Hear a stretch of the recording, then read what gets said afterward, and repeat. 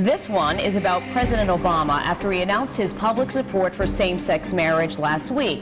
Here's the picture on the cover of Newsweek this week. Eyewitness News reporter Nicole Estefan joins us live in the newsroom now with more on the controversy. Tucker Carlson has once again sparked a heated debate, bringing up old rumors about Barack and Michelle Obama that refuse to go away. Is there any real truth to them, or are they just another way to grab attention? From whispers about Barack's college letters to bizarre claims about Michelle, the internet is flooded with speculation. But should a public figure's private life be picked apart like this? Well, there has been a lot of talk lately about Barack and Michelle Obama, especially after Tucker Carlson made some comments about their relationship. He suggested that there might be hidden truths about Barack's past, particularly about his sexuality.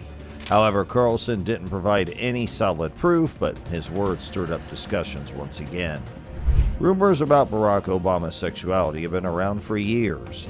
In 2017, a biographer named David Garrow brought up some letters Obama wrote back in 1982 when he was in college. These letters were sent to his then-girlfriend Alex McNear. In one of them, Obama reportedly wrote, "I repeatedly fantasize about making love to men, but only in my thoughts." Some people took this as a sign that he may have questioned his sexuality in his younger years. Yet others, however, believe it was just a young man thinking deeply about different aspects of life, which is not unusual. The big issue? These letters aren't accessible to the public. They are stored at Emory University in a private collection, and only a select few have been able to read them. Since most people can't see them, it has only made the speculation grow. Many wonder, why keep them hidden if there's nothing to hide? Over the years, Obama has addressed rumors about his past. In a 2008 interview, he laughed off similar claims, saying, "People will say all kinds of things when you run for office." His supporters argue that bringing up decades-old letters from his college days doesn't mean anything today. At the same time, some critics believe that discussions about these letters shouldn't be dismissed so easily. If there's nothing significant in them, why not let people see them? One person wrote online. Others say it's just another attempt to create controversy where there is none. Michelle Obama has been the focus of strange rumors for years, and one of the most bizarre claims is that she is actually a man.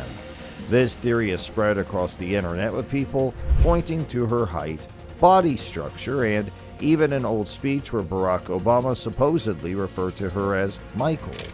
One of the main pieces of quote-unquote evidence often mentioned in a speech is where Barack said, "Michael and I also want to acknowledge your son Jack." Some say it was just a slip of the tongue, while others believe it was a hidden truth accidentally revealed. Why would he call her Michael if that's not her name? One person asked online. Adding fuel to the fire, comedian Joan Rivers made a comment in 2014 saying, "We all know Michelle is a tranny." While many took it as a joke, some believe she was being serious. Just weeks later, Rivers passed away after complications from surgery, which led conspiracy theorists to suggest something suspicious had happened. She spoke the truth, and look what happened to her, some claimed, despite there being no real connection. Another rumor involving Barack Obama comes from a 2012 Newsweek magazine cover that called him the first gay president. The title wasn't meant literally, it was meant to highlight his support for LGBTQ rights. However, some people took it as proof that Obama was secretly hiding something about himself.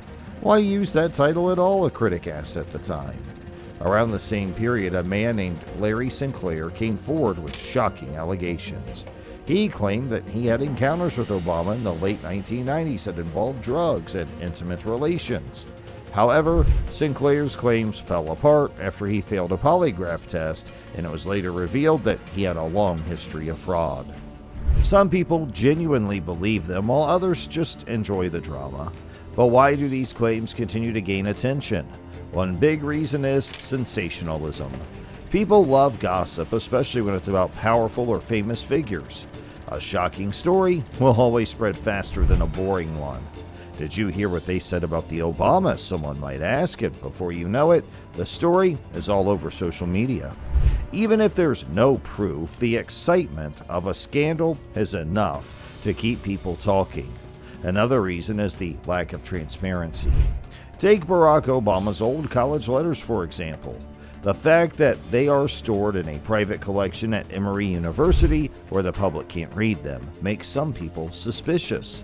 If there's nothing to hide, why not let everyone see them, critics argue. The restricted access fuels curiosity, making people wonder if there's more to the story than what's being shared. Political motives also play a big role. Some people don't like Obama's policies or what he represents, so they use these rumors to discredit him. Whether it's questioning his background, his sexuality, or his wife's identity, the goal is often to damage his reputation. It's all about control, a political analyst once said.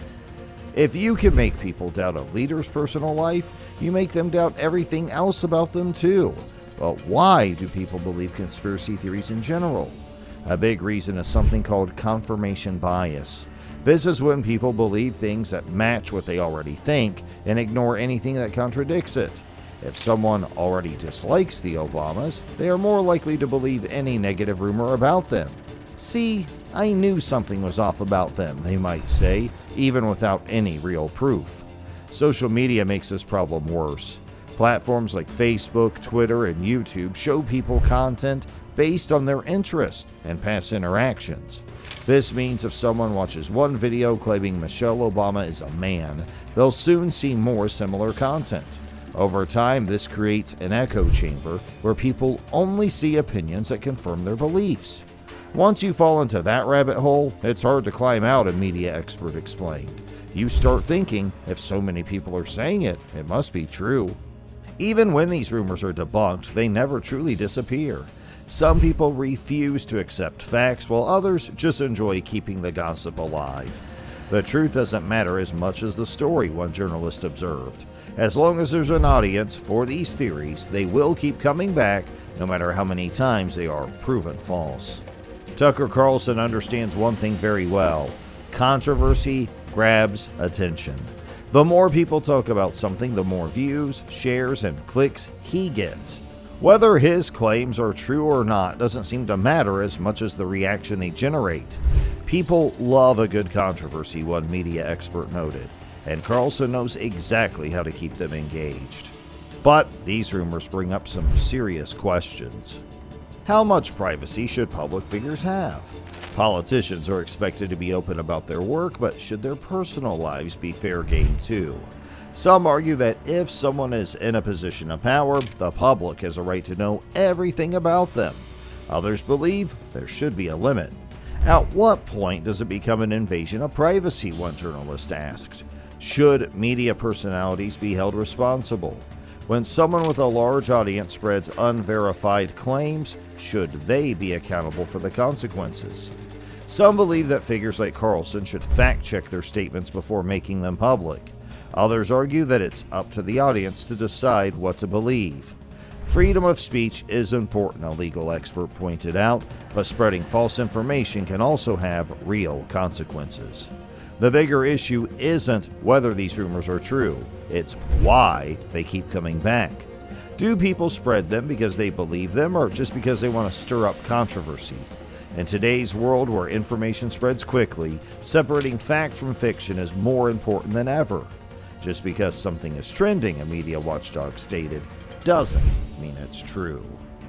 As for Carlson, he has once again shown that controversy is good for business. Whether his claims are accurate or not, one thing is certain: people are paying attention. So, what do you think? Are these rumors worth discussing, or are they just a distraction? Let us know your thoughts in the comments below.